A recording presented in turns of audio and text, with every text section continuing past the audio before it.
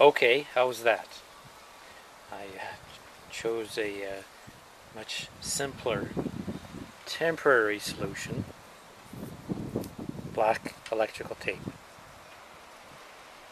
I think that might suffice. Let me just put the cover back on and I'll show you how it looks. Well, I have to say that blacking that chassis out a little bit does look a little better.